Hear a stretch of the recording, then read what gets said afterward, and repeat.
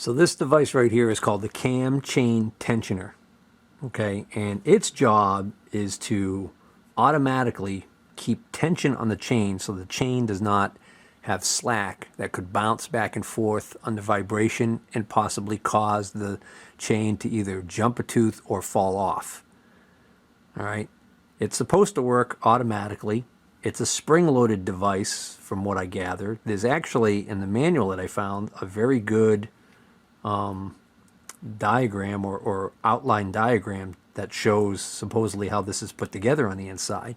The interesting thing is the way it looks like it's made is that there's a cap, which I assume that this screw is the cap. We're going to find out probably very shortly. And that underneath here there's an O-ring to keep oil from leaking out, and that there's a hole with a slotted with a slot in it for a regular blade screwdriver to be used. And what's supposedly inside here is a threaded area. And what you're supposed to be able to do is, if you're going to remove the camshaft, before you remove the camshaft, you take this cap off, you put a screwdriver in here, and you turn the screw clockwise. And what that's supposed to do is that's supposed to use the threads in there to draw this mechanism up and lock it so that it's not putting tension. There's a spring in here that's supposed to keep this out so that it's not putting tension on that chain. That's how you release the tension. Then, when you go to put everything back together, you put this back into the block, and then you rotate that slotted screw or shaft counterclockwise, and that's supposed to unlock this and allow the spring to push this down so that this is spring-loaded tension on the chain. All right. The problem I have right now is that I could push on this with all the force that I can muster, and I can't seem to get that to move at all. This almost appears to be locked out completely. So I'm wondering, is this actually in the up position right now? Is that how far it's supposed to be retracted in and it needs to be released? Or is that all the way out and something else is wrong here? I mean, is it possible that that spring is so strong that I can't... Oh, see, now I just pushed really hard on this and I heard a little creak, and this moved a tiny bit. All right. So I think there's something wrong with this tensioner. So what I'm going to do is I'm going to open this up. You get a Phillips head screwdriver. I can already tell just by the sound there's an O-ring under there.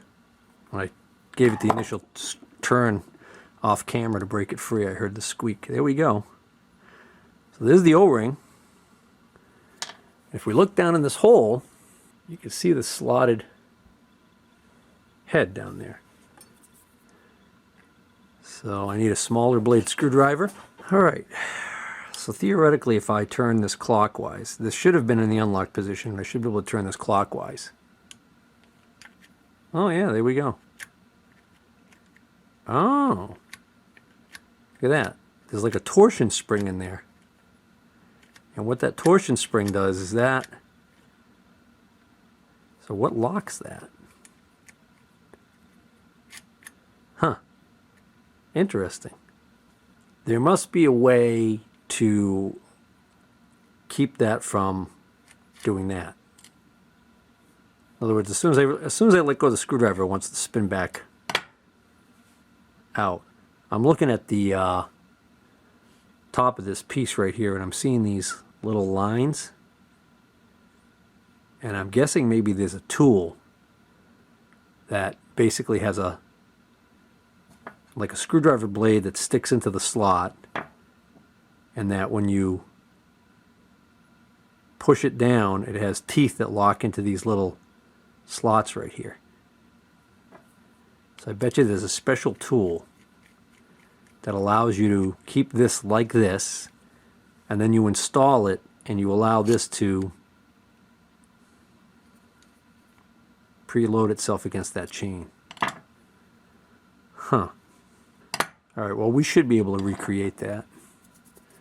Not the tool, but I mean the effect that it has. We should be able to just put a screwdriver in here, load this up, hold it like this, put it in, put the screws in, and then slowly let this go and preload the chain.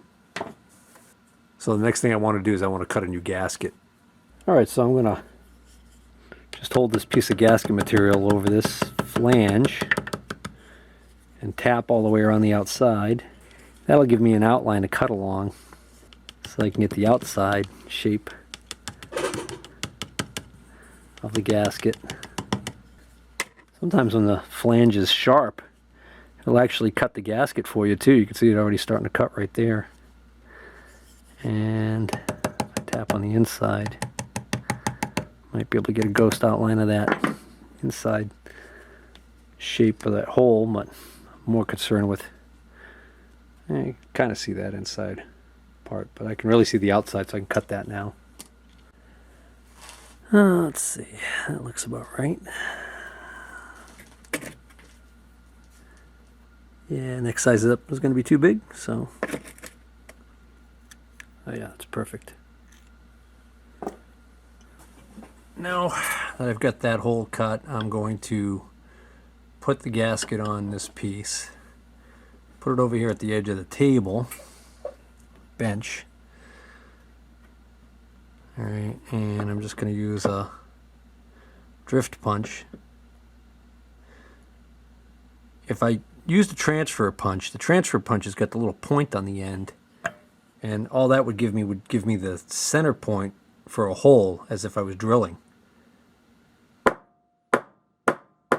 What I want is I want an actual outline of the entire hole to help me guide.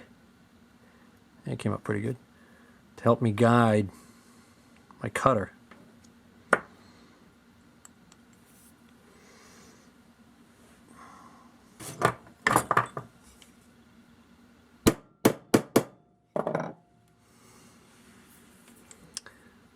And I ripped it.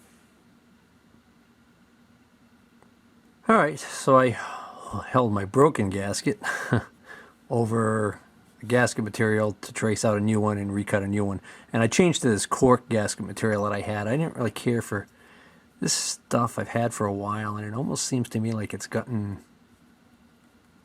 I don't know if it's gotten like brittle or what, but I don't know, it's just tough to deal with.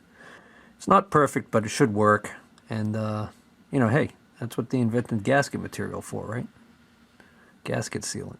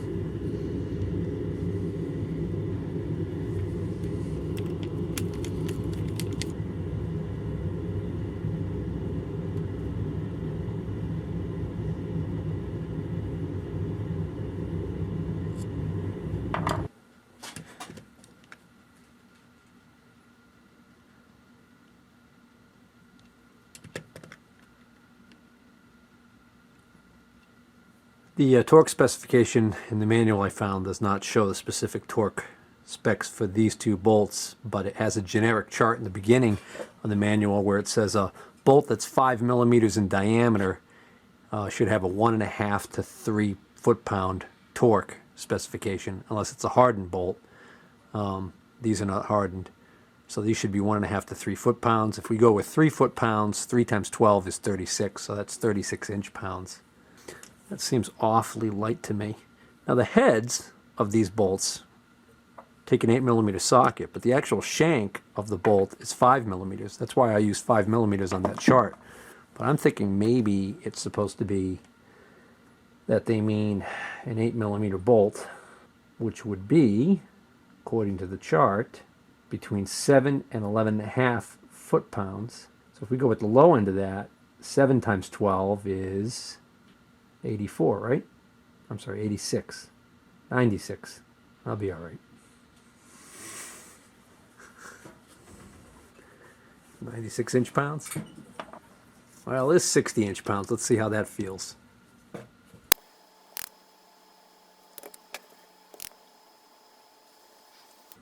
certainly don't want to over-tighten and strip those out. Sometimes it's hard to get a feel on these small ones when you got such a large wrench on there. Yeah, see that? That feels plenty tight right there. I think I'm going to stop. Good enough. Now, if I had this sized O-ring, I would put a new O-ring in there, but since I don't, I'm not going to worry about the O-ring right now. That's the kind of thing that if I start realizing I have an oil leak there, that's an easy thing to change. I won't have to take the whole motor out and everything. I should have plenty of clearance here to put a new O-ring in there if I have to.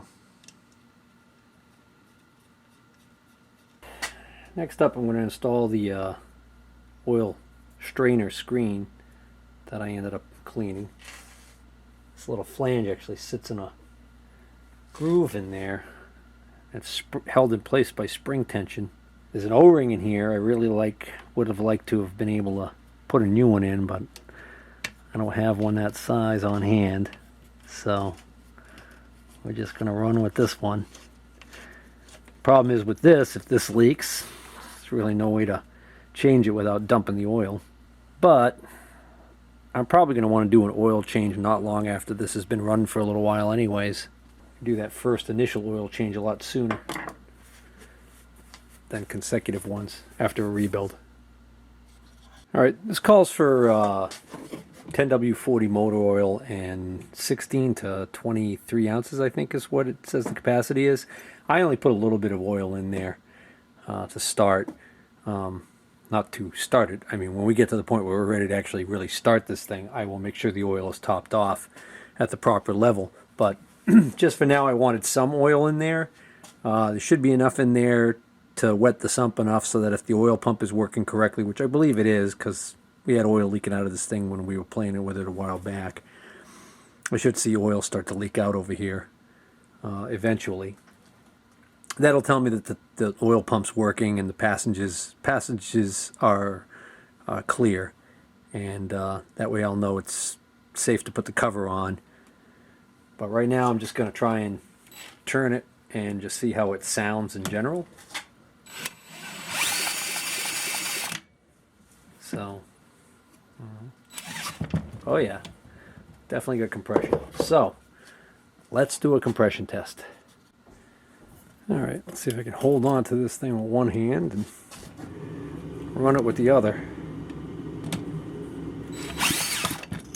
Ow! Nope. We're going to need some assistance. Maybe this will work.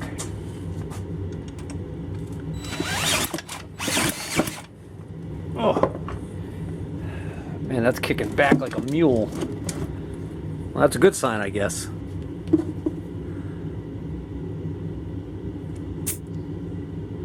Only got about 65 before I had to let go, but I think if I had been able to keep going, if I hold on to the drill here with both hands, I can pull this off. Alright, so that's 100. Sure, a hell of a lot better when we got it. We had 0. But I'm a little surprised. That still seems a little low to me. I'll try it again.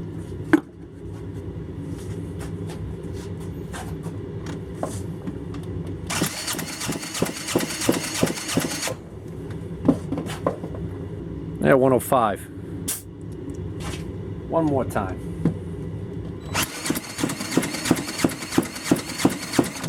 Almost 110, about 109. Alright, I bet you half you guys watching this video were saying, oh my, that's way too low compression for this engine. And the other half of you guys were probably saying, you're not spinning the engine fast enough.